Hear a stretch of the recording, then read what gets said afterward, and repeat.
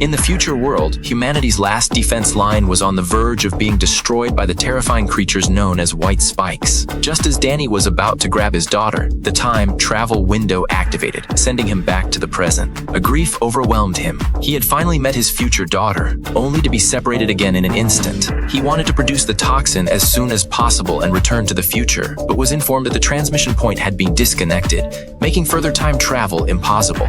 Danny returned home and silently hugged his young daughter. He told his wife about his experiences, and she comforted him, suggesting that these white spikes might have already arrived on Earth. Taking a white spike's claw to the lab, Danny discovered it contained volcanic ash. An analysis revealed the ash originated from the eruption of Changbai Mountain, with residual debris extending to Russia. The group immediately departed for the Russian mountain range. Deep underground, they found a crashed alien spaceship. It was determined that the ship had remained on Earth after a collision, and the white spikes were actually cargo transported by aliens. They injected the toxin into a sleeping white spike, which thrashed about before collapsing into a pile of bones. The remaining creatures broke through their containment pods upon hearing the commotion. The team planted explosives in the spaceship, prepared to detonate it if their mission failed. The white spikes rushed toward the exit, and the group fired the machine guns, but were overwhelmed by numbers. To prevent the creatures from reaching the surface, they triggered the explosives, destroying the ship and the monsters inside. However, Danny noticed footprints in the snow and followed them to a surviving white spike charging toward them. Her gunfire proved ineffective, and as the creature cornered him on a cliff edge after self-amputating its poisoned arm, a teammate drew the monster's attention by cutting their hand. Seizing the opportunity, Danny forced the last vial of toxin down its throat.